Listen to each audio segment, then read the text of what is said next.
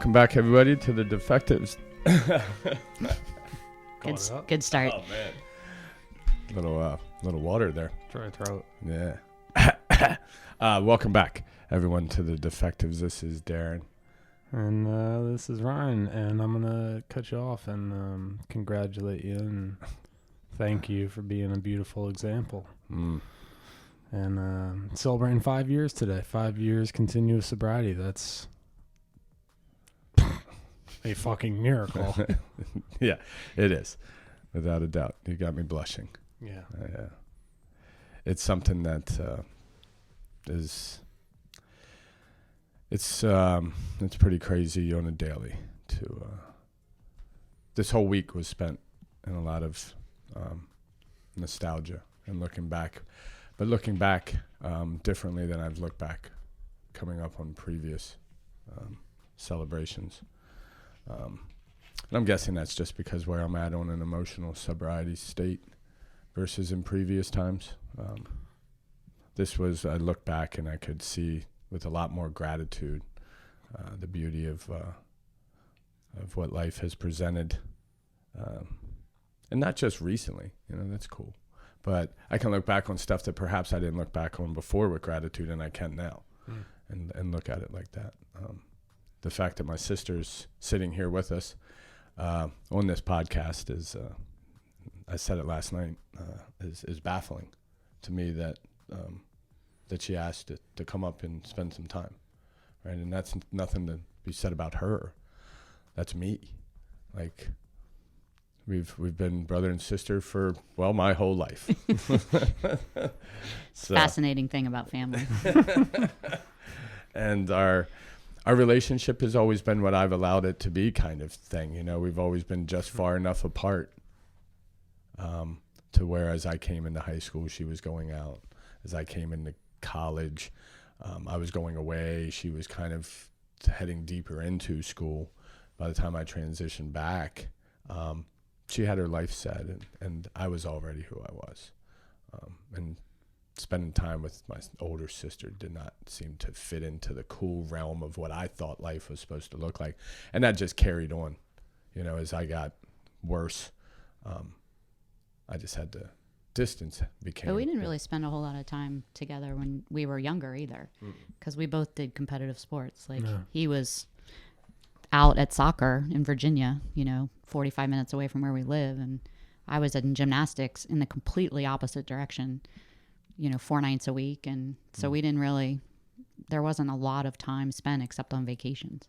Yeah. Or, even on the weekends, like we were, it wasn't. I mean, we're 3.5 years apart. So I think it was just enough that we sort of very much live very separate lives.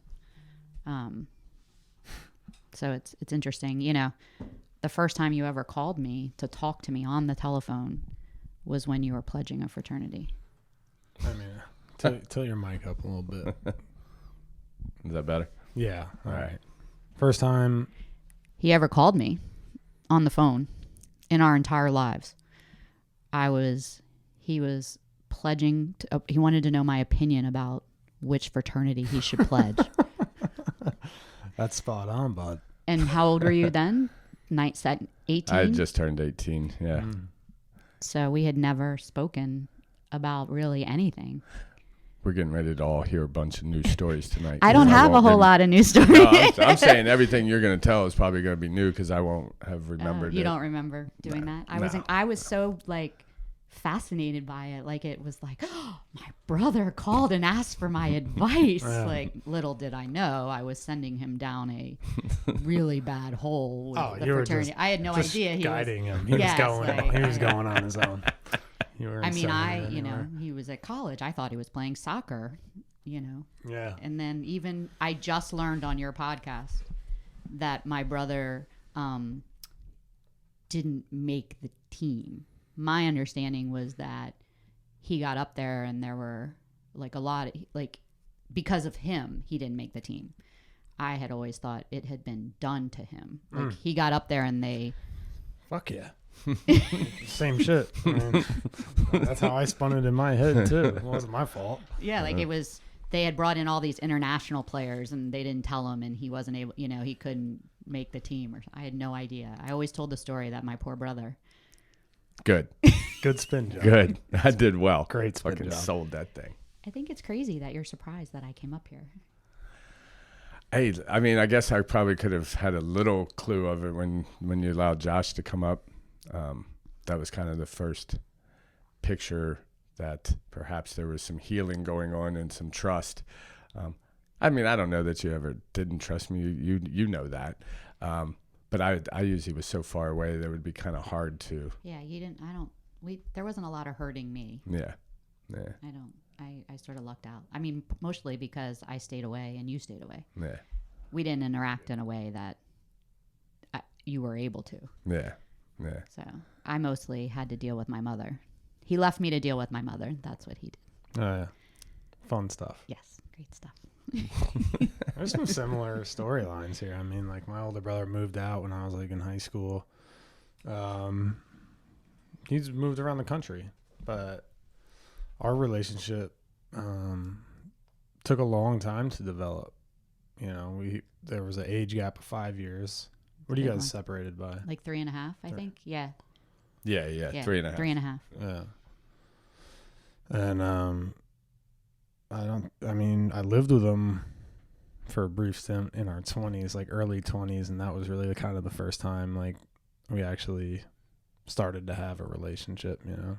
And again, left at home with mom was fun. Yeah. Yeah. I finally had to tell my mom, you can't call me anymore and talk about this, because she would call every day. Worrying about him. And, that was at an early age too. Yeah. I think 19 is when it really started kicking on. Yeah. But I mean, I honestly say I've learned more about his life via this podcast than I knew ever. Like, I had no idea how big of how significant alcohol was in his life. Like, I knew he had a problem, but I had no idea that it was the way it was, or that he was living the way he was living. No idea. Yeah. Zero clue. I knew he had a problem. Because I remember I used to drive past this rehab center every day when I went to go to the gym. And I was like, I need to get him here. But then I thought he would be mad at me, and I didn't want him to be mad at me. But it never occurred to me that it was as bad as it was, ever. I said that last week. I think you'd be surprised at how little people know, like, because it becomes normal to us. Yeah. And then when we come out that we have a problem, it's like, well, we knew you had, like, a problem. Yeah. But, and then I'm like, but it's way worse than you think. Like, the shit we do is crazy to the normal person without these problems. I mean, behind closed doors, I mean, there's stories that will never be told for multiple reasons. One, not clearly remembering them, and two, it's there's no point behind it, right? It doesn't need to look any darker than what it already looks. That's enough, it seems like, at this moment, to be useful to others, is to share the darkness I have. But I mean, there's stuff out there that just is, you know, it was probably more like not so much the physical darkness that would be going on behind the closed doors, you know, like spending time in closets and stuff like that, but it was the mental darkness, like the suicide contemplation, like at a daily scenario, like at any given moment, like, I'm ready, right? And that, I think that's why when I woke up this morning, actually no, it really hit last night when we got to when I got to look out from speaking and look at you, right, sitting there. It really hit me at that moment of like, wow. So now, within the last year, you, Mom, and Dad have all been present at a place where I got to share, and that's like full circle for me. Like, that to me made sense. Hopefully you maybe told a few different stories. The one that you heard last night had not been exposed yet, had not really come out. Probably okay. Yeah. No, that's last night was interesting. I thought I would sort of be like, whatever, like distracted, and kind of how I usually am when someone's speaking.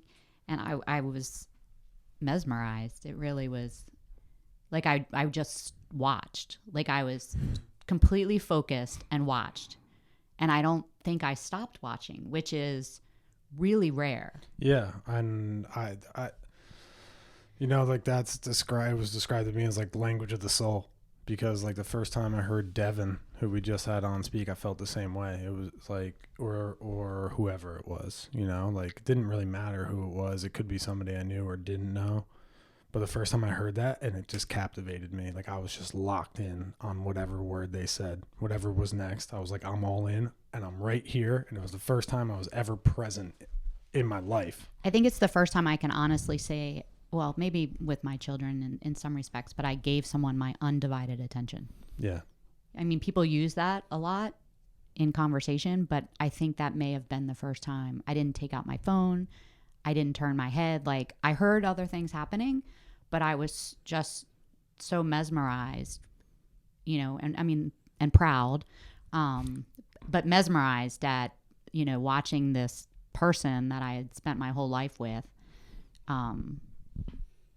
present himself in a way that I think very few people probably can. It was pretty, I don't have any problem sharing and talking. It's a flaw. But I'm not shy. But because, partially I believe it's how we manage and heal and deal is to, sort of not always carry the burden on our own. But, yeah, it was quite an experience. It's one I won't forget. And I was honored to be there. Like it was pretty cool. So happy anniversary. Yeah, let me collect myself. Yeah. Yeah, it's quite a scene. Like, when you spend your whole life worried about him, like, where is this guy? Yeah. Well, and it's interesting because I actually just compartmentalized him. Yeah. I had so much in my own life, whether it was school or work or kids or whatever. I could compartmentalize him until he would call, and then it'd be there and I would hear it. You've probably did the same with your family. I've heard the stories, but This time's going to be different. I've hit the bottom. Yeah. I'm getting divorced. This is the worst it's ever been. I've hit rock bottom. Can you bail me out of jail? This is the worst. I've hit rock bottom. Hang in there, buddy. It gets worse. That was early on. I should have known that was a sign. Oh God, that was like 17 years early. Yeah, that was way early. Oh, I got this DUI. That was rock bottom.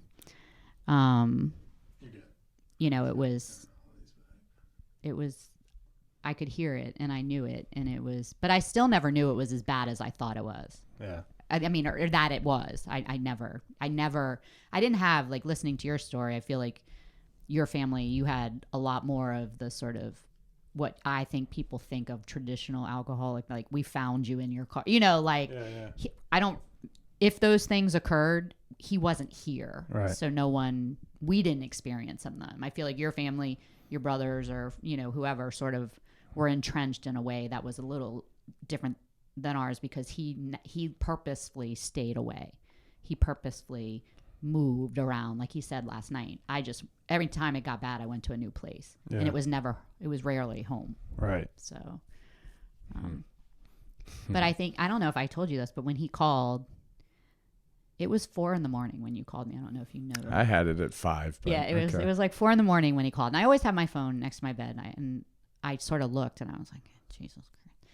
And this fucking guy. But I knew, you kind of know, and I answered it, and he was like, I need to get out of here.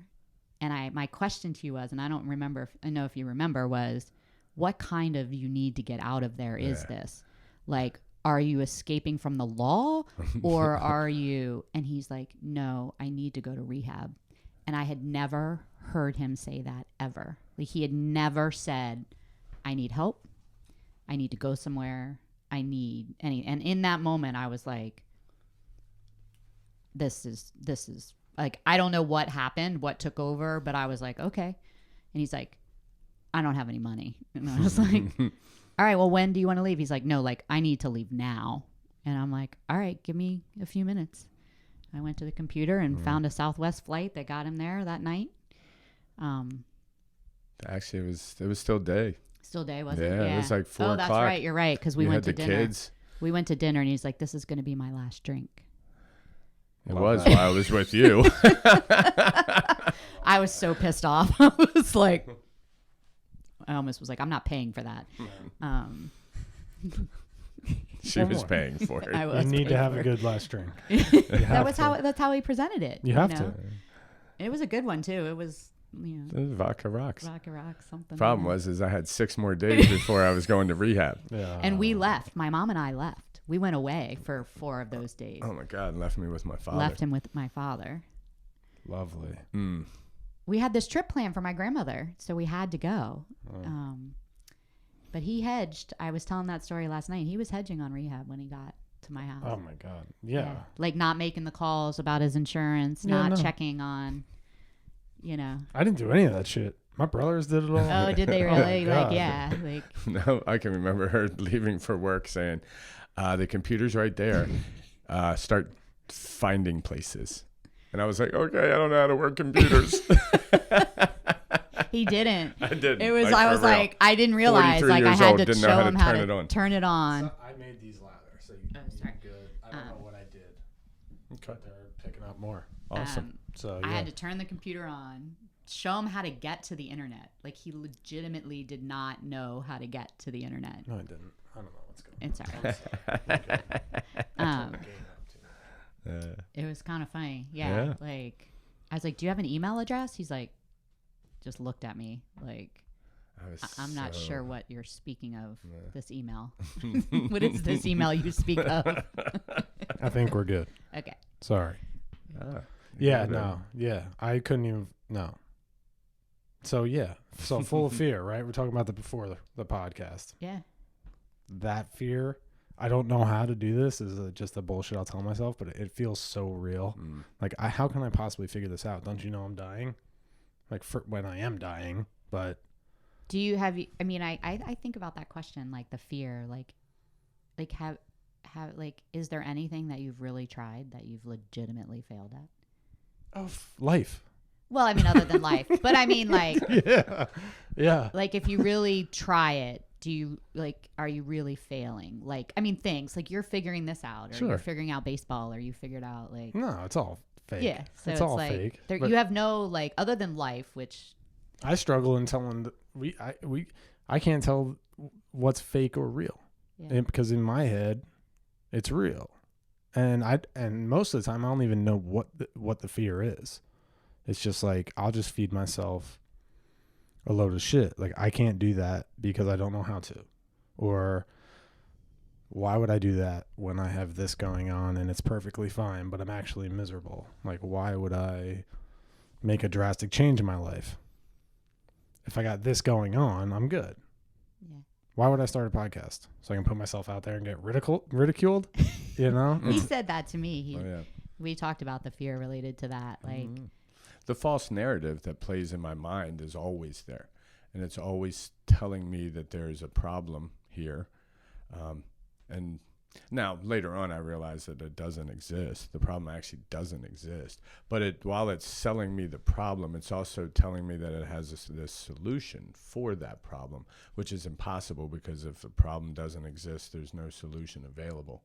But what it's telling me is the solution looks like the conversation that I have over and over and over, and I'm trying to like just get it right so that I'm going to say it perfectly in my head. And then all of a sudden the problem's going to disappear and the fear will disappear. And that's the constant struggle, right? So here I am sitting in front of a computer trying to figure it out. And what my brain is telling me is if you hit the wrong button, everything's going to delete and you're going to ruin her computer and we're going to lose stuff. I was like, you can't break it. You won't hurt anything. But I don't believe that because the brain doesn't want me, the disease first off doesn't want me going to rehab. The brain certainly does not want me going away because my experiences are 36 hours when I go away is into little jail cells. So it's like, yeah, that's kind of what this is going to be like. So you don't want to do that. No, but I was like, you're going on Thursday, right? Thursday's the day, like every day. I was like, okay, we're good, right? We're leaving on Thursday. Like, be ready to go on Thursday. Mm-hmm. You know, like, let's go. And I remember you did call when I talked to you when you were and I was like, God damn, he's wasted. Like, I could hear it in his voice. I was so mad. I was like, ugh, you know. Oh, yeah. No, you weren't. I could have died. Yeah. I could have died. I could have had a seizure. So we get there. I don't remember Poor it, so it Ryan. wasn't that bad. No, I'm just kidding, Mom. It was terrible. Right. I get him there, and he wouldn't go in right away. He's like, I need to smoke a cigarette. I was like, all right, I get that. I mean, I don't. I've never smoked a cigarette, but I got the concept of needing to take a break. Like, So opposite, dude. Like so opposite. I was listening to her last night describe some things as we were driving into the city, and I was like this. Oh my God. How is it possible that the same genetics produced the two individuals in this vehicle? I mean, and it's not that either one of them was like, or it was just like she said something about she likes to follow the rules. Yeah. And I was like this. I said Josh likes to follow the rules. My oldest son. No, Yeah. I do said like you to did follow. 'cause you said- Oh yes, because he pulled up in front of the church where you guys have your meetings, and he pulled up on this side of the road facing the wrong direction. And I was like, you do know you're facing the wrong direction, right? He's like, it's fine. I'm like, We meanwhile, weren't I'm like staying. shaking, like we're breaking the rules. Like I mean, inside I was shaking. I got to his house and I was like, is it okay? Like, can I park here? It says permit. He's like, you're fine. I'm like, oh, so like out of this, he's like, it's fine. And I'm like, I'm going to get a ticket. Like, this isn't like I'm breaking the rule here. So I imagine when you heard like the crack and like the PCP stories, you were just like, no, but see, what I the knew those things. Like, I knew he sort of did those things, but it's not like I never did. Like, I didn't do that. I definitely did not smoke crack. But I mean, we were drinking. I was driving with the keg in my car. Like, it wasn't like I did. I just didn't have his experience.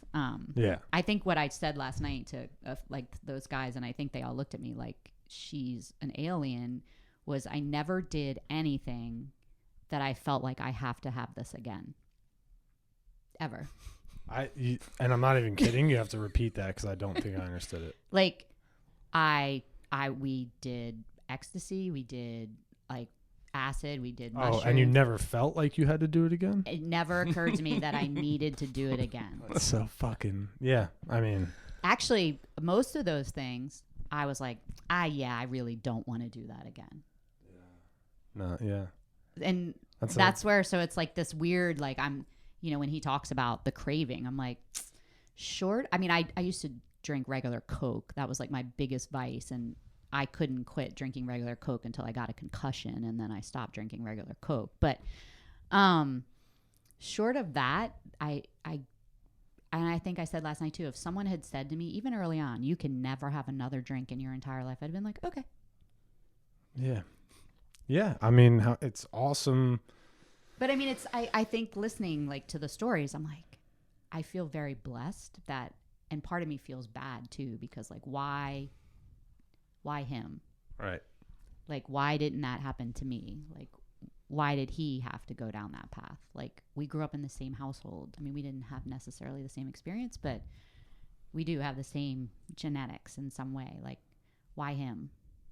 And why not me? Like, God knew you were going to have 4 children. or you. Like, God knew there would be you. Yeah. But when you guys last week, when you were talking about your purpose, I really resonated with the thought of like, I go to my job because it pays me good money and it affords me the life that I would like to live. It's not purposeful in anything other than that. But I have had conversations with him. I don't know that he and another friend that I think I was afforded a life of very little struggle, difficulty, trauma, pain, all those things, because my purpose is I am very good at problem solving. And I have a lot of friends and family and coworkers and things where I am dependent upon to be their person.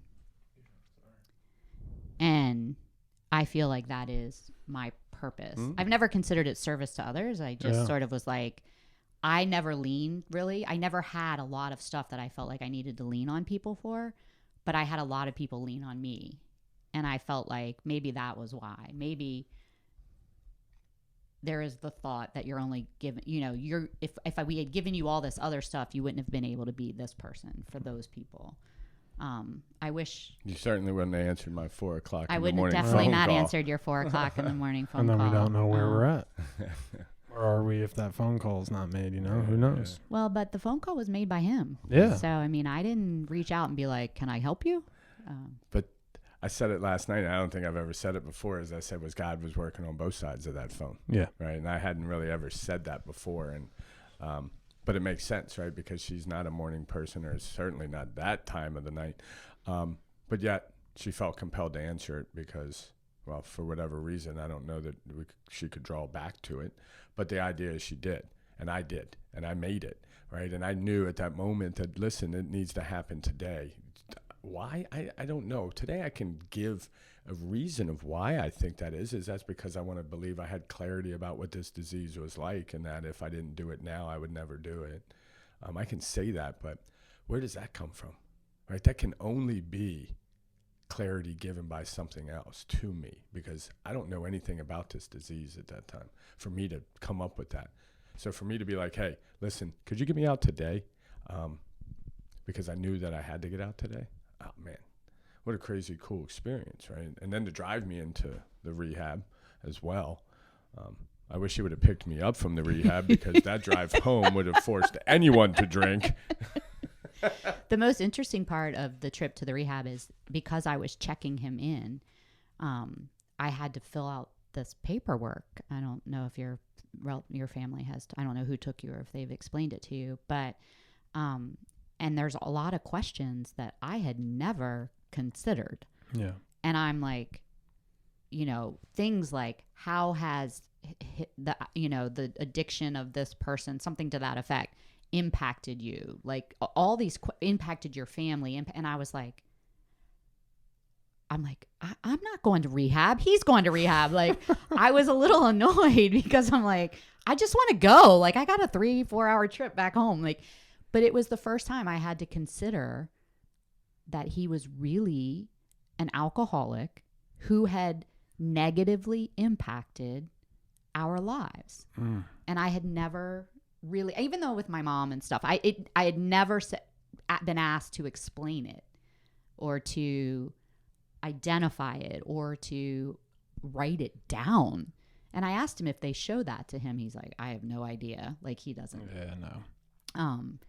But it was, and I was like, my parents really should be here. They were, but I was able to sort of explain how it had impacted my extended family, my parents, because they were the ones really mostly impacted. But it was an interesting perspective that I had never considered before. Well, eye-opening. I feel like maybe you might have had if it was your brothers, they might have had a few pages, but yeah, I don't know if we got that questionnaire. Nah, it was like a chuck and run. Oh yeah, no, I wasn't allowed to do that. Yeah, admissions has changed over the years. Okay. As far as what they do, I've for one, it's usually you're getting picked up or okay. and the parent is just doing the drop off kind of thing, or the girlfriend or the boyfriend, whatever it is. Nobody's sitting in there. There's no family. It was a different place back then. Yeah, no. What a great thing though to have had that. I would think, as far as for the overall experience for the family, to be able to sit there and recognize that, and perhaps that creates a little bit of awareness why that individual stays there, and they can leave and they can think about perhaps some of those things. And I don't know, it kind of seems like, I mean, the family, like my family at least, was in a fucking whirlwind. Like nobody knew anything that was going on. Yeah, they weren't. First time I got dropped off, 2 and 3 was my aunt. 4th time was my own self. Yeah.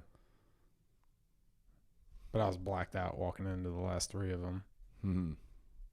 So I don't even remember the admissions, but like, but my family at least was in such a whirlwind that they were just like, get him out of here. Yeah. Like, we give me a didn't, week to chill out. Like, I don't even want to talk to Talk to anybody, him, you know? It was and then I remember sitting there waiting, and there were people. It was they were coming to visit. There was visitation, and it was this guy who looked like a guy I would be working with, you know, professional, didn't look like what I thought an alcoholic would look like. And this woman came in who I perceived to be his wife with their 3 young children, and I like almost lost it. Like, because it was the first time I had really been exposed to, wow, this is a disease that is impacting just everyday people, like not what, you know, the homeless people that I see on the street, or the, you know, what you see in movies, or the things like that. It was heartbreaking to see. Damn. And that's wild. That's a powerful observation. It was because I hadn't thought about it. Like, I hadn't really, I've learned, like, I mean, Daren's been very good for my life awareness. I mean, unfortunately, his experience, but it's made me a far more empathetic human being, and much more knowledgeable. And I've been able to help a couple people by his extension, a guy I work with.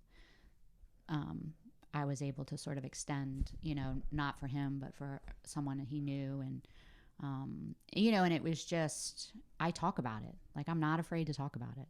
Like, that's awesome. Yeah. I mean, with my kids, he's talked to my children, like, they're aware. There's been his recovery has an extended benefit beyond just himself. Yeah. Sorry, I just got a notification. Yeah, I mean, it's a family disease, and like the cool part is the family can recover together too. And like you were saying, with that opportunity to help somebody else, like, opens up this whole new world. And you're like, holy shit, this is crazy. And this is affecting everyday people. It's this eye-opening experience. And that, you know, something that drove us apart for so long can wind up, you know, being our greatest blessing and bringing the whole family back together. It's crazy. It is. It's been good. I don't know. I don't know if you would use that word. No, it has. It's been good. It has. You know, I mean, if someone's going to go through this, the things that life has presented to me, it seems to me like the let's at least make it worthwhile, right? The pain and suffering, some self-induced, some not. Let's at least make it worthwhile and useful to somebody, and so I'm okay with that, right? That's why I've been free with it pretty much from the beginning, as far as laying it out there to people. I was never that person to hold back. Like, once I went to rehab and came out, I never shied away from letting it be out there. I don't know why, except for something in me told me it was okay to just be that individual. You know, and the experiences that we've got to have over the last 5 years, as well as this, you know, relationship has opened up. It's been crazy to watch. I mean, every time you send me a little text that has some sort of, we'll say, spiritual thought on it,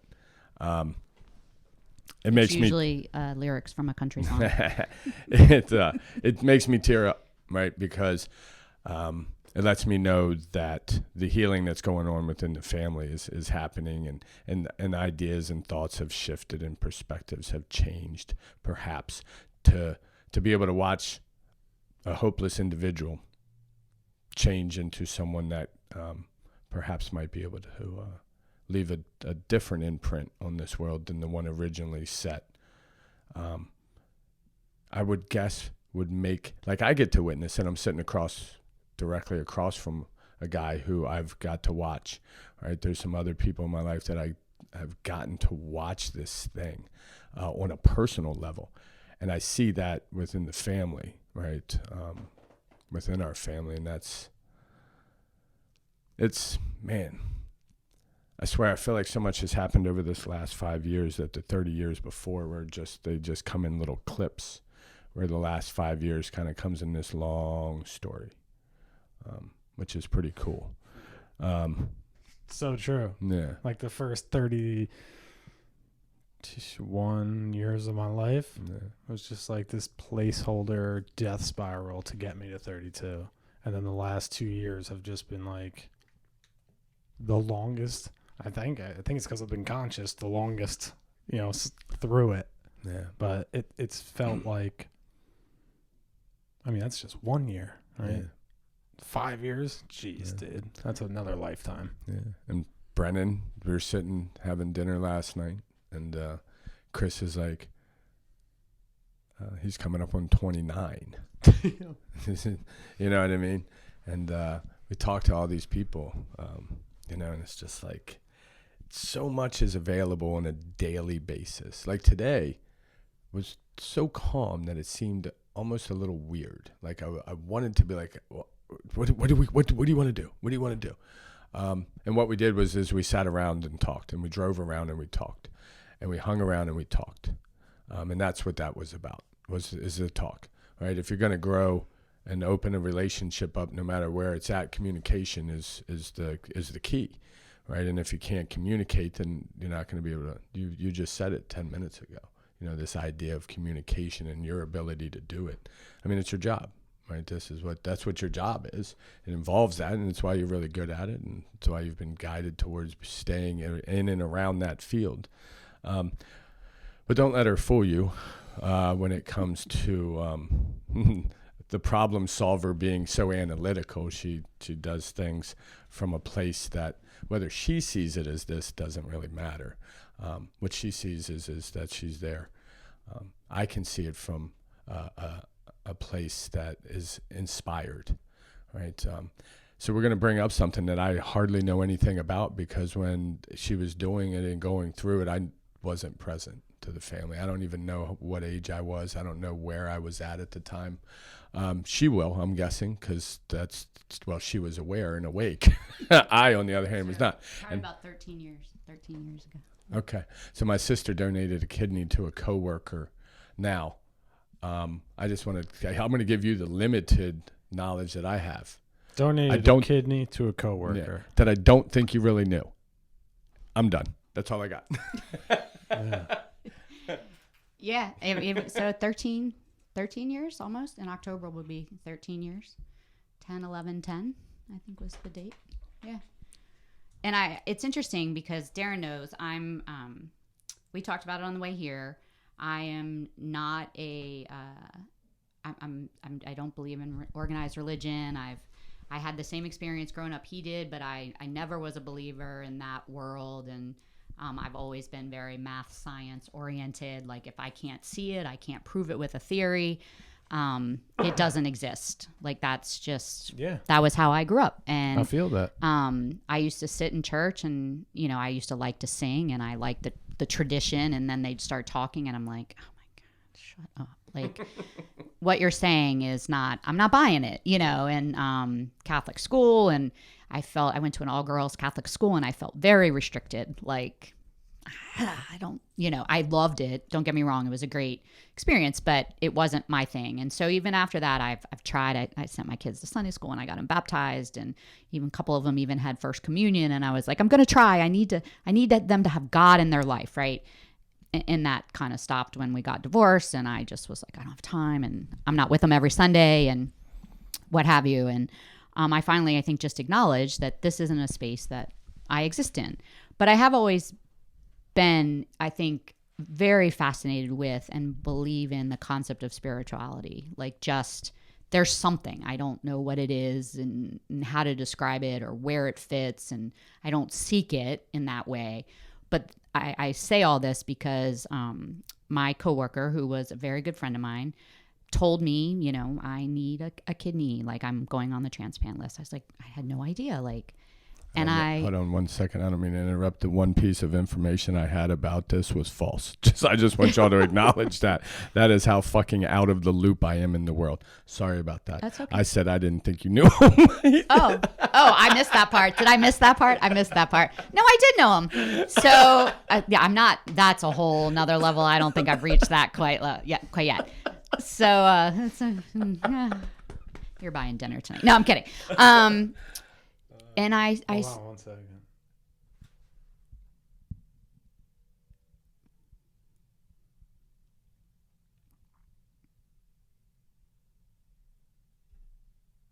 Okay. Okay. And I was like, oh, that really sucks. And, well, he's like, my Jeffrey's going to get tested and my family's going to get tested. And I was like, that's great, And then I went off and had another baby. Like, I didn't think anything of it. It didn't occur to me that I would be part of this process. He was going to find someone that he was in his immediate circle. And he had hired me. We had traveled together. I adored him. He was just a lovely human being. And I came back from maternity leave, and he was like, I was like, how's it going? He's like, no matches. But he hadn't had to start dialysis yet because he still had enough kidney function. So he was on the list and hoping that he didn't have to start dialysis.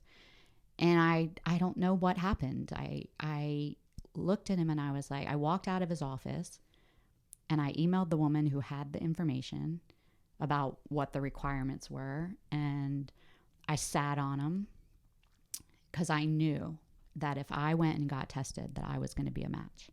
I just knew it. I don't know why I knew it. And I thought about it and I went and got tested, and sure enough, I was a match. And I was like, okay. And I made the decision before I even got tested that if I was a match, I would do it because I knew I was a match. So I was like, I can't do this if I'm not a match. Like, I can't do this if I'm not gonna, like, don't get tested unless you're gonna do it, because I knew I was a match. Yeah. And I, through the whole process, I never had any doubt. Like, I never had any fear. And at that point, Lexapro had not entered my life. I was deathly afraid of dying and anything that could potentially cause it. And I had no fear. I had no fear that day of the surgery. I knew that this was not how I was going out, and I knew it was going to be successful. Meanwhile, I had no idea. My family was like freaking out. I'm like, it's fine. Like, I'm good. My parents were, everyone was worried. And it's been successful for 13 years. And,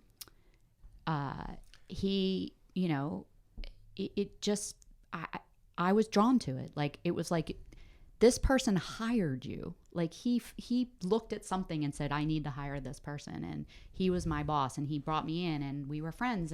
But we weren't like, we didn't socialize. And it was, and the woman who you each get a separate social worker. They need to make sure, you're not getting paid or tortured to do it or something. And, she said,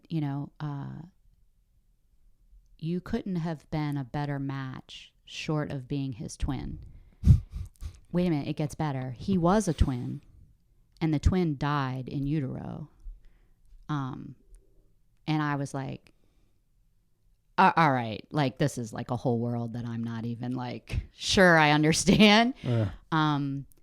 But yeah, so it was just I was drawn. I don't know. I can't explain it. You don't. I get it. We call those spiritual experiences. Right. But it was like, for me, I think it's probably the first one that I actually acknowledged that I'm willing to say this was bigger than me. Like, I was guided in this experience. This was, I was not in control of what was happening. So this has always been my question, because I didn't know what kind of like pushback did you receive with this decision, being a mother, being the daughter, being the medical side of it. Like, what kind of things did you hear from people? Like, was there that, or was everybody super supportive? Like, what was the deal? This was probably an early sign, and my ex-husband is a lovely human being, and we get along great. But I didn't talk to him about it. I told him that I'm going to do this. I've made this decision. I didn't consult, which is just a sign of my need to be independent, and probably we hadn't reached that level in our relationship that we should have. Yeah. And he was very supportive. I sort of got the, questions like, well, what if one of your kids needs a kidney? I was like, no one can, you can't live that way. Like, I can't live. I said, they're not, I don't know. I probably said they're not going to, or you're a parent, or, it was, and Mom said, I think her question was, what happens if something happens to your kidney that's left? I was like, I get put on the top of the donation list because I'm a donor. And she's like, Okay. I think there was more fear there than was expressed. Like, I think the day of the surgery, everyone was very worried. They didn't express it to me, but I never got pushback. And it was, if they felt it, it wasn't expressed to me. I think I got more adoration, which I was very uncomfortable with. Because I knew, like I said, I wasn't doing this because I wanted people to say, wow, you've done this. Like, it was probably in your world and what you experience, something like where you've reached this point where something has, you recognize, like, that was out of my control. That was a power that I was not part of. And it's really the only time in my life that I can say that I felt that way. And it's, now we laugh because we don't work together anymore, but we still try to have lunch and we have dinner on the anniversary every year. And I always say, I'm going to have lunch with my kidney, so, and it's worked and it's been successful and he's living. And I don't think, recently in conversations that he and I have had, it occurred to me that I potentially saved his life, or I did, or whatever. But that wasn't a thought. Like, it didn't occur to me. It just was like, I'm supposed to do this. Like, that's all I knew. Like, didn't why. The why was irrelevant. It was just. Yeah. I mean, that thing that you're describing eloquently is what gets us sober. It's the craziest shit. And you can't put it into words. It's this pull. I know I need to do this. That thing. How do you explain that thing? The thing that just guides me. I finally feel like I'm a part of something bigger than me. That is what I've been looking for my entire life. What you just described. Yeah, and it is. There are no words because you don't. And you can't really explain it to anyone. Like, it's such a internal feeling of calm. Like, I was so calm, and I was not a calm human then. Like, no, I needed Lexapro. Like, I was a very anxiety ridden human being in that point of my life. And I needed 2 bottles of vodka. Yeah, right. Have you tried? No, I'm kidding.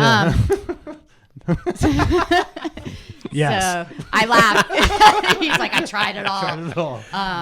Yeah. But it was such a calm and peaceful experience that and I had surgery before, and I was always worried and always like laying there. Carl was like, "Are you nervous?" I'm like, "I'm not nervous." Like, I was not for a second. Safe and protected. Yeah, it felt like I just knew. I was like, this isn't how, I said it in a very crass way. I was like, this isn't how I'm going out. Like, I'm not going to go out giving someone a kidney. Yeah.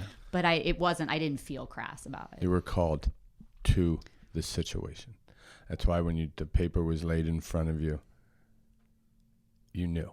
Yeah. Because there was something in you that was drawing you to go do this action, right? That's why you were calm. That's why you weren't afraid, because the action you were taking wasn't being done by you. The power needed to take that action was not coming from you.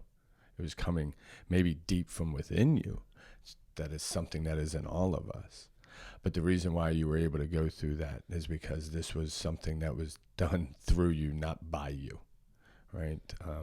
And I look at I'm not a big, I don't know, the whole it's this plant, whatever. And I think back, I was like he hired me. Like, could it all have been laid out like that? But you're thinking could you imagine if he'd have known in that moment that I'm hiring the person that's going to donate their, as you look back on it, I'm sure you guys look back on, how you got to where you are, but it was just, was there a lead here? Like, was I led in this direction? And it's a hard thing for me to say yes to. I want to own it. Like, I really do. I want to be like, I'm a superhero. Like, yay. Like, look at me. And I don't feel that way. Like, I don't. I can't own it. It's, yeah. Oh, man. So I talked to my older brother last night. He called me on the way back from Ventnor, and we talked the whole way home. till I came up here, laid in bed. It was an hour 45. We talked for. And we talked about all sorts of shit. And we were just talking, man, and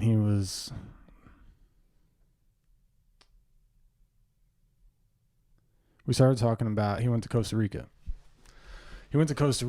And he was describing laying in the ocean and hearing whales calling and the waves crunching on the coral and like coming up and hearing the wind blow. And he got this feeling, and he wrote down in his notebook and underlined it, it's alive, right? And he was like, I was like, damn, like you were just a part of it. You were a part of it all in that moment. It's alive. Like that's the thing. That's the thing you just described. And we kept going because he feels like something's missing. And I was like, dude, for the longest time, I thought it was mental, physical, like just those two. We're going to just straighten those two. I was science-based, like, show me, prove it to me, atheist, no chance. Like, Neil deGrasse Tyson, my man. Like, explain it to me in a way I can understand, let's go. And he's the same way. And I was like, dude, I had no idea that, like, this other part of me was missing. And that other part being the spirituality, that thing you're talking about. Seeking that thing you're talking about, seeking the thing we're all talking about, that thing I don't understand, and growing that. And he said something like, I'm so proud of you. And that the same feeling, he didn't say something like, he said, dude, I'm so proud of you. And the way you can't own that is the way we can't own sobriety. Didn't do it. It was done for me. I didn't do it. And he's like, no, dude, like you did it. And I was like, I cannot take ownership for it. I can't because I didn't do it. And then instead of fighting him over it for the next 45 minutes, I was like, okay, thank you. And he said, you know, you have no idea from like what you've come from to where you're at now. It's like totally different. Like our relationship, it like took a long time to develop like your guys did. And I was like, yeah, man, that's only because I was just taking from the relationship. I wasn't partaking in it with you. And like, that was it. Like, you know, it was like fucking waterfall fest. It's like, but as I say, it's like, it's beautiful to see you two partaking in a relationship. You know, it's been beautiful to watch. It's been really beautiful to watch and like actually have you here in person and watch you two. It's the power of it. That story is amazing. And that power brings us all here tonight to have this conversation. It's crazy. Yeah, that level of selflessness. There has to be something that's causing that. Because I don't know that as humans our self-will to survive would allow us to make that just out of, you know, like, hey, you know what? I think I'm going to give up a kidney today. I think the desire to be like the inherent human in us, that thing that drives us to procreate, you know, to pass on, to stay here, to live type of deal. I don't know that allows for us to make decisions and actions that put that in jeopardy that way. Without something being there, because to have that experience and suffer none of the things that you've suffered from throughout your life. I mean, we've had conversations where you've discussed your bouts with anxiety from a young age onward, you know, your reaction to the household that we grew up in and how you dealt with that, and how you turned that towards this problem solving scenario. You know, I remember you were telling me about the workroom. I had it was difficult. Our dad was difficult. I was treated a little differently. I didn't suffer the abuse that my brother did. She was a better kid. No, I just knew that if I was a better kid, I would not be. You knew better. I knew better. I regularly tried to tell him, if you would just get good grades, you would be left alone. But the story he's referencing is if my dad was working on something, we worked on it with him. And I was the tool getter. I didn't know shit about tools. I was like 8. And I would come back inevitably with the wrong tool. And I would get yelled at for not having the right tool. So my solution to that was my dad had an entire workroom and it had pegboard walls. I took down every tool. I put up all the hooks.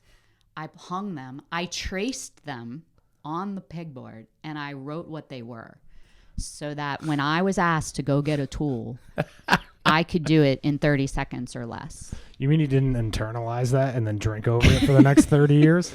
I did not. That's what I did. My God, that sounds so simple. How did I miss that? I was like, I don't want to get yelled at anymore, so I'm going to solve this problem. What class did you take to learn that as a child?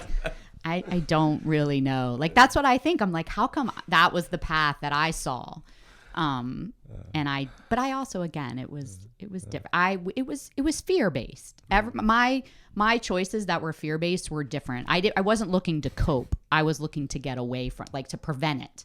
I didn't want to cope with it. And it was similar with anxiety. Yeah. I remember being like, I don't want to go to therapy. I don't want to know how to deal with my anxiety. I want them to make it go away, which may not be a healthy mindset either. But even as a child, I knew I don't want to cope with this. I want it to go away. So, like, how do I solve the problem to ensure that I don't have to experience this again?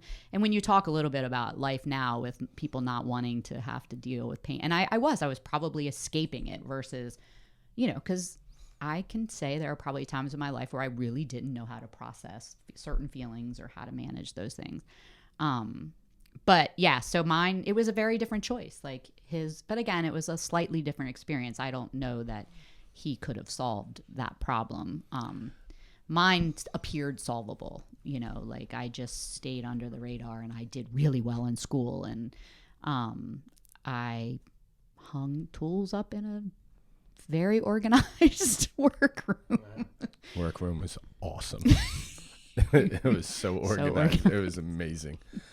I still think back to the day the lawnmower showed up and gotten delivered or something. I know the parents weren't there yet. They were both at work, and it was in a box. And it was it the push one? It was a push one. Yeah. It was a push one. And they weren't quite as there was more pieces then than there would be today. And that was the thing. I'm going to put this together before anybody gets home kind of scenario. And she did. Like She did. Oh, yeah. Yeah. So Daren either was really smart or just didn't care, but we had to cut the grass. We had an acre of land, and he would cut the grass, and every time he took a turn, he left a strip. I would go out behind him and recut it because he hadn't done it properly, to the point where I finally told him, don't cut the grass anymore. I will be cutting the grass. And I don't know if he did that purposefully, like, I'm really smart, this is how I get out of it, or I was a crazy person needing the level. Well, see, and this is what I got out of. I got you must be perfect. Like, everything must be perfect, which I'm sure created anxiety. But it also I became a very good problem solver, because when you need to find perfection, you need to be able to problem solve. I love cutting the grass. It was certainly not done intentionally. Except when my dad made him do it at like 6 a.m. after he had passed out drunk in the bathroom naked in our house at the age of... She's just telling stories that I know maybe nothing 14, about. 15. Yeah. I mowed the lawn naked at like 15. No. My dad woke him up and was like, you will go push cut the entire backyard. I think you were throwing up in the process, like outside in the summer. Yeah. We did the dig the 3-foot by 3-foot hole for the basketball tire to drop down in for the basketball hoop. Oh yeah, physical labor. Built a fence, fired a shed, went over punishment. Yeah. Worked really well, it seems. Yeah. Definitely. Yeah. It made me feel much better for that night. I've worked right through that hangover. Yeah. We're ready to go at it again. Oh, back when hangovers were only one day long. Yeah. That was awesome. Back in the day. I think that didn't compute.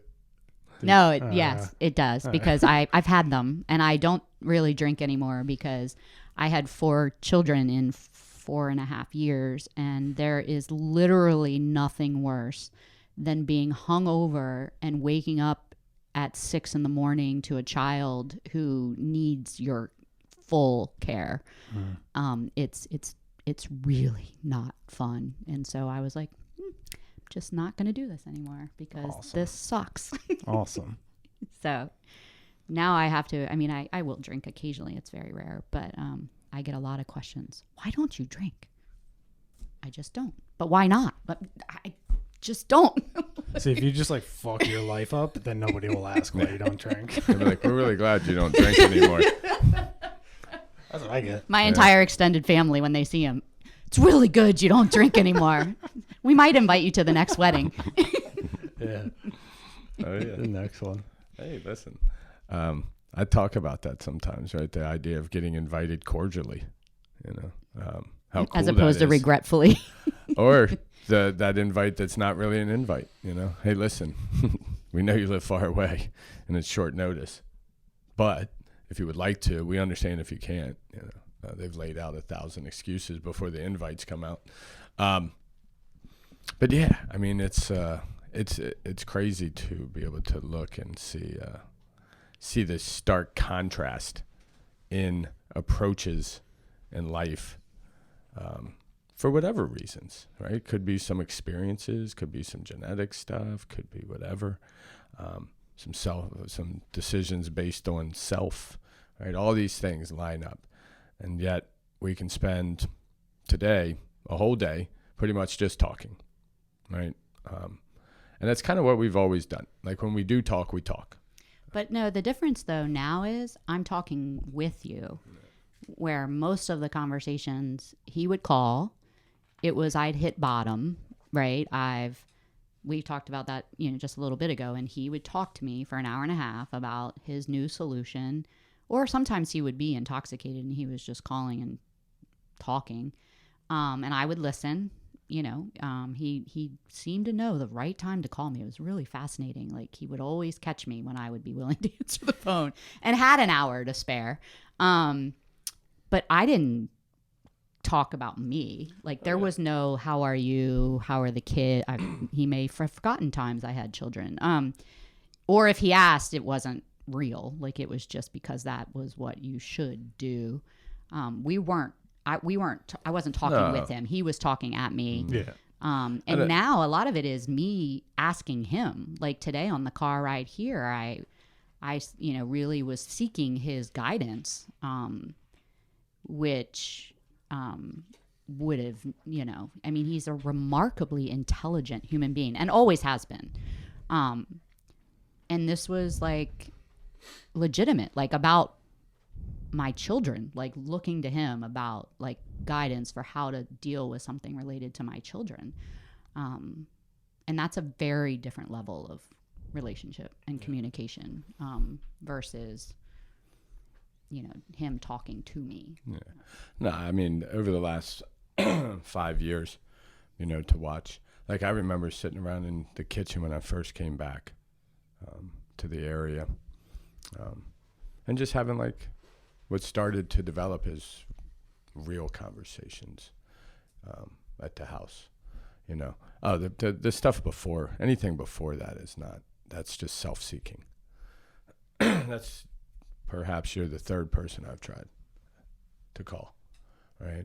Or perhaps you're going to be the first one. I'm just going to go with I was always the first. Yeah.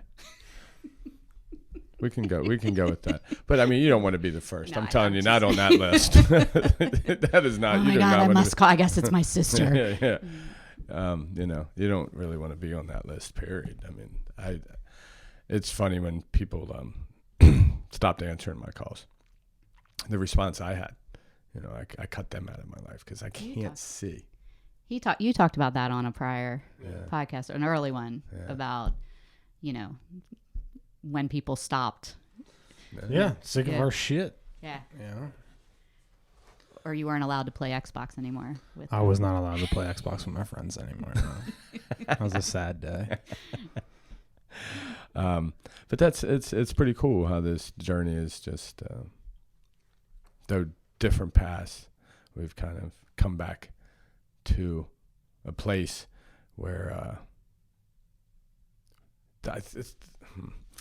crazy thing is the whole time we were both going forward, right? That's the craziness about the two journeys. We were both moving forward. Mine had a lot more turns and a lot more potholes and cliffs and things like that. But the fact is we were both walking forward, which is kind of cool because it allows us to come to a place where at some point my road has smoothed out so that I could kind of almost, not quite, but almost catch up to where you might be in life as an adult. Right now I still have the challenges of the child in me struggling with being an adult, which I'm guessing most people do. We seem to have the alcoholic seems to be blessed with the extreme example of some of these things. But it's pretty cool to be able to step back and look. And that's kind of what I've been doing for the last couple of days when, in this situation, is looking at that I can actually feel like my sister, who I always was like, oh my God, she's the most intelligent, smartest person I knew because you always had 4 point somethings, which I didn't even know was fucking possible. Like there's something after the 4. How is that possible besides a 0? Yeah. What? Yeah. And this was, you have to imagine, and not to throw her out there, but this was like in the 80s. This wasn't like in the 2000s where they just started giving you like super credits for shit and you were getting like 5.0s. This was like back when it was almost unheard of to have passed a 4.0.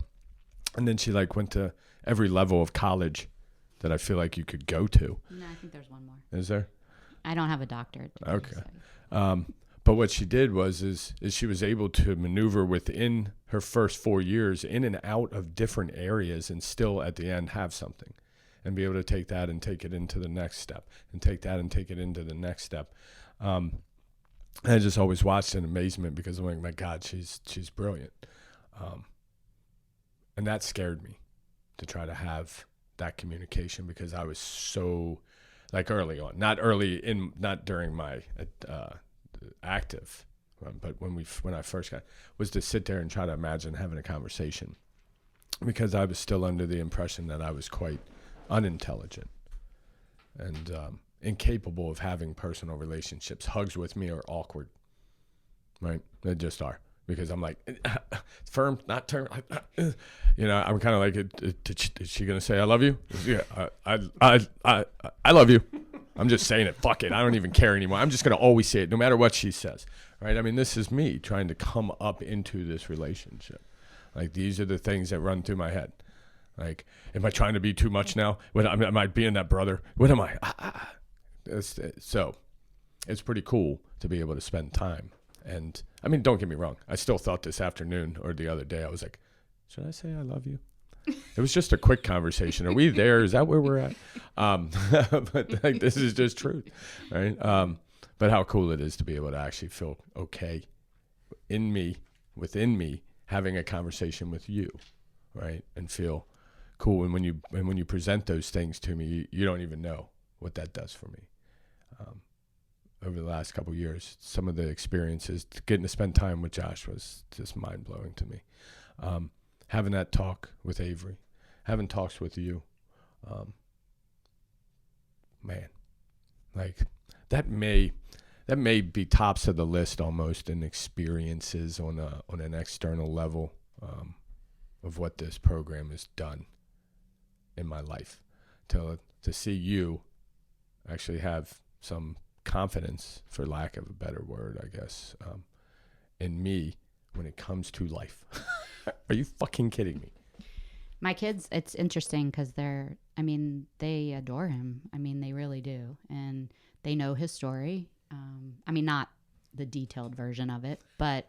One day. Come here, little kid. Yeah. Let me tell you about the devil called crack. But they do. They they really, and I love that for them, that they have that relationship. I mean, it'd be nice if I had it on the other end, but that's all right.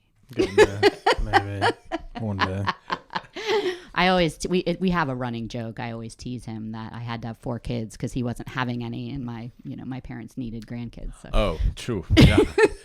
I was lost there for Sorry, a minute. I was like, I don't get the reciprocal. Like, Yeah. I don't get to be the cool aunt, but it's okay. Yeah. I'll forgive you for that. Okay. One. You can hang out with all my sponsees. You know what's funny is partially listening to the podcast, having lunch with, a couple of the guys when he came down, and then I've taken it on. Yeah. Like, I feel very vested. Right. Like, and when I hear like maybe they're not doing so well, I get very upset, and like I'm like, well, you need to tell them that I'm. And he refuses to do it, and I know why, because it's pointless. But I'm like, you tell him I'm rooting for him, like that.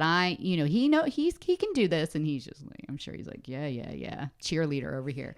But I've like taken it on. I'm like vested. If you ever don't do well, like I'm coming for you. I'm just telling you. Dude. Like, No, okay, you don't just have this one now. You've taken me on too. So. Yeah, that's beautiful. No, it's crazy. It's crazy. Yeah. You mentioned looking backwards before. It's like, that's my favorite way to look at like how this all came together. Like, how the fuck did me and him meet? This is where I came from. So wherever he was out romping around, wherever I was out romping around, and then our paths just go. I was telling the story last night that the reason he came, I don't know if you know, but the reason he was at RCA in New Jersey is because his insurance the place had to have a detox facility, and the RCA facilities in our area didn't, so he had to come to New Jersey, and so he that was why that was the choice. And then when he came back and he was at my house, and you could tell after the cancer, and he was recovering from that, and he was definitely floundering a little bit. And I had, it was time for him to go. I enjoyed having him, but I needed my space back, and I knew he needed something else. And I was like, so you got a plan? Like, that was my like pep talk. Like, what's your plan? Are you gonna like The worst. And I'm sure he was like, inside, like, F you, like, I just got through cancer, like, I'm still dealing with it, but I was like, it's time. Like, I knew like it was time, and I think you thought on it and probably talked to people, or maybe prayed on it, I don't know. And he's like, I need to go back to New Jersey, like, I need my community. And I said, I think that makes perfect sense, go for it, and you can always come here if you need to. And that was his need for the community, I think, was ultimately what that was the word you used for me. Yeah. Like, he felt like, he had friends where we lived, and there was obviously a community, but I know you were going to meetings, and you could tell it didn't feel right, even to me. And I don't think it felt right to him. And so he's like, I need to go back where my people are. Yeah. The truth behind all of that is the people that were in Jersey were the people that, Chris Brennan, who last night, I told him, I said, man, you saved my life. And that's just truth. Now, God brought me to him because we can sit here and talk about how my insurance needed detox. We can talk.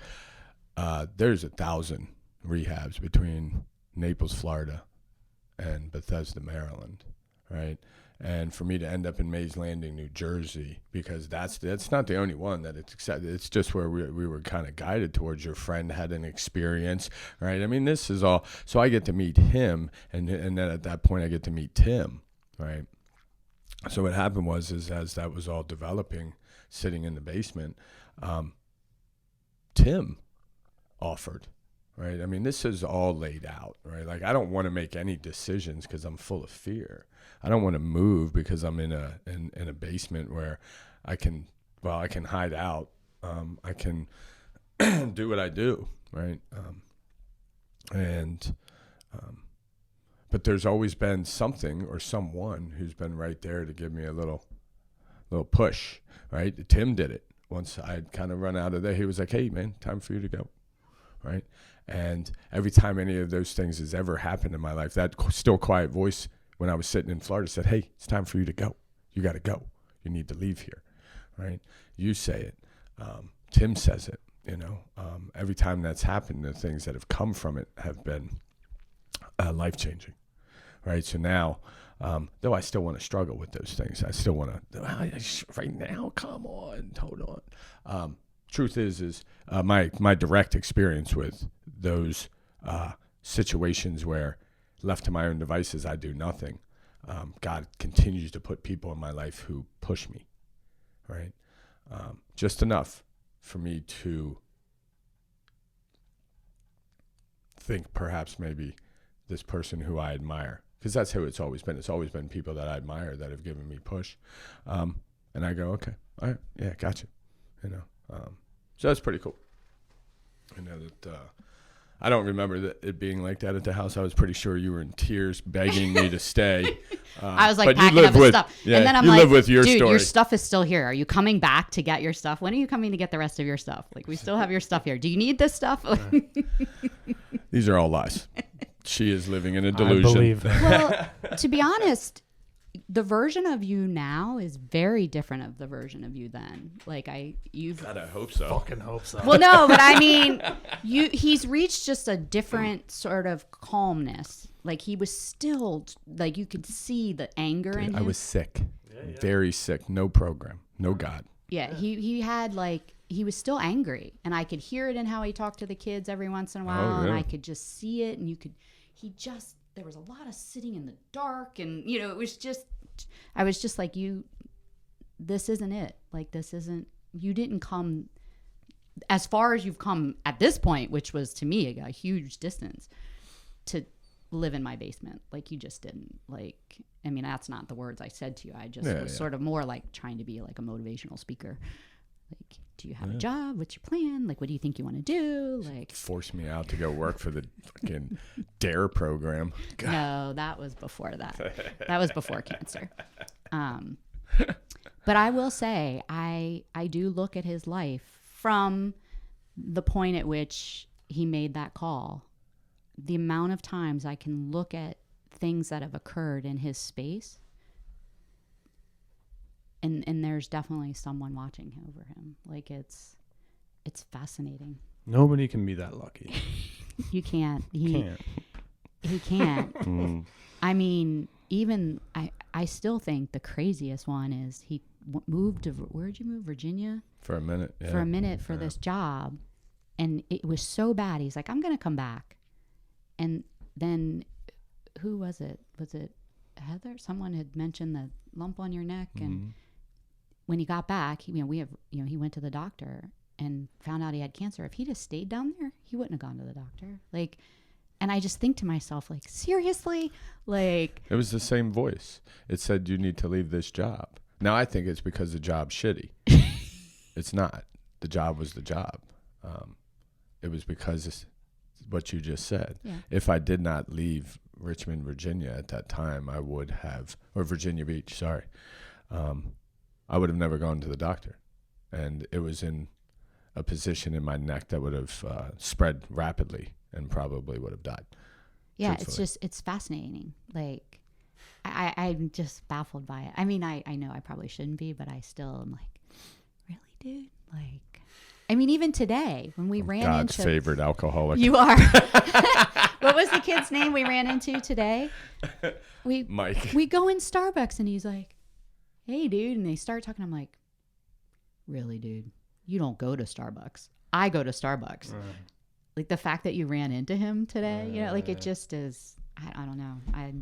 I sort of am in awe of the whole thing when I'm around him, because there's just something's constantly happening that just sort of, I'm like, that's just weird. Like, that's really weird. Is it odd?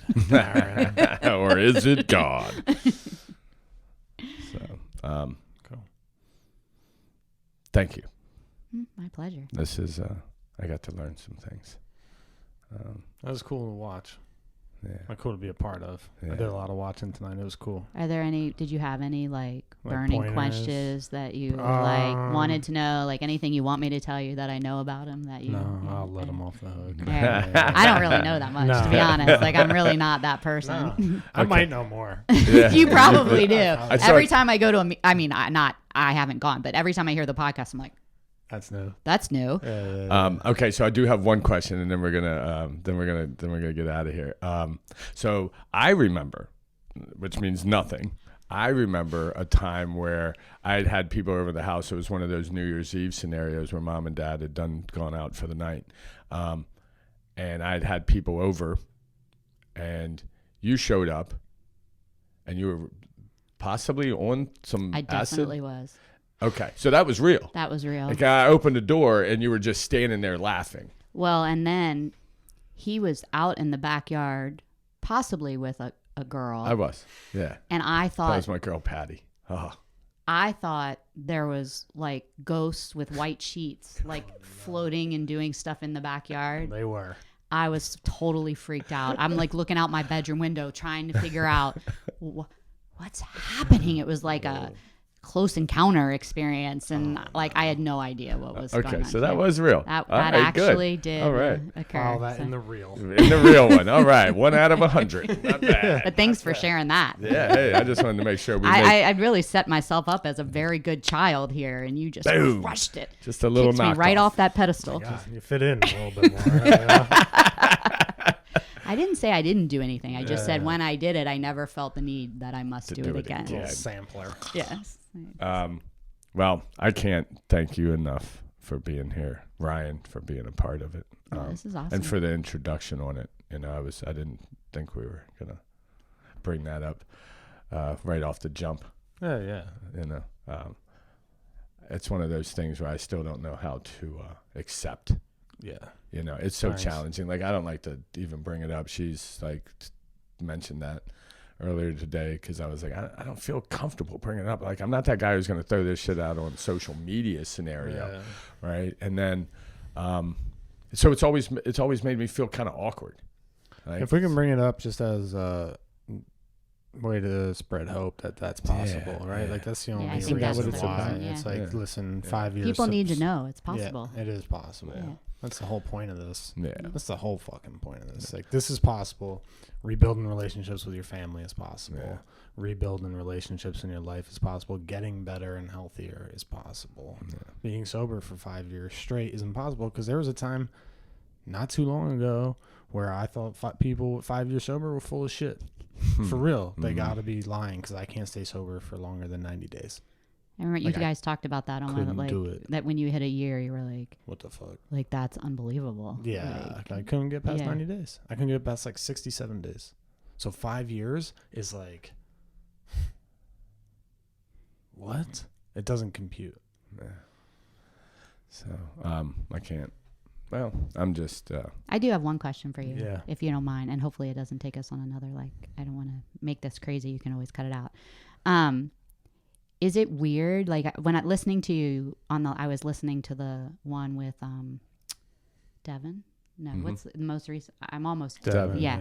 And when you explained the kind of alcoholic you were, that you drank to be unconscious. Yeah.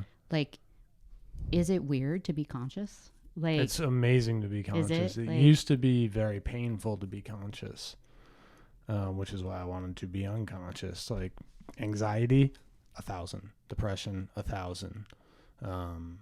My life, when I looked at it, I wasn't sober for a very long time. Like I was either severely hungover and like every level low. So depression at like all-time low. Anxiety all-time high or low, whatever you want to call it. And then everything else was just very low. And then drunk would be like back to neutral. And then I would be blacked out. So there was like when I lost control, right? But being conscious was terrible because when you're conscious and you look at what you're doing, run. Because like this life is just an absolute mess. Like everything is going sideways. Everything. And you can't stop it. It's like a runaway train. So conscious was horrible. Being conscious now, is the whole fucking thing. It's the whole game, is being actually awake. It's being awake for moments like this, like getting to be a part of this, getting to be a part of life without all that. And like the further we go along on this, the more of that, like I can't get enough of it now. I cannot get enough of it now. Feed me more. It's inspiring because when I listen to it, I'm like, wow, I really should experience life more because I enjoy my couch a lot. You guys are like, it's easy to be comfortable. No, but I mean, it's I'm listening to you guys and thinking, wow, I really like, they missed out on so much that I, probably have experienced. And, but it's inspiring to say, well, that doesn't, you can still keep going. You can still, there's so much to experience. And I hope you guys see that. I'm not, familiar with everyone that's listening, but for those people that are listening that aren't in this camp or aren't part of your journey, it's still inspiring because it's life lessons that I think, whether you're an alcoholic or not, or have an addiction or not, that you can learn from and realize like there are things that you should be partaking in and understanding about yourself and your life and the people around you and how to be in a good relationship and all of those things, again, whether you're an alcoholic. So I'm learning about him, but I'm also learning from the two of you that because you're experiencing life almost like a child for the first, that it's inspiring because you're seeing it in a unfiltered way that we have filtered out. Like, we've become so content with the normalcy and the day to day, and like listening to you guys who getting an opportunity to just do something normal and it feel so great makes me realize like it's inspiring. So I just wanted to share that because I think you're touching people that are even who don't necessarily feel like we need to go through recovery, but just need to maybe live a better life. Mic drop. Thank you for coming. My pleasure. Thanks for having me. It's nice to meet you finally. It was a pleasure to meet you. Beautiful stuff, man. Thank y'all. We got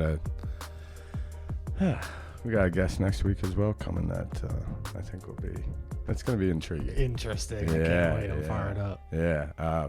Some of y'all might know him. It's Pastor Zach. Yeah. Boss man. Yeah. So it's gonna be fun. But this is so much more than I could have thought, and I love you guys for it. Thank you. Love you too. Love you guys.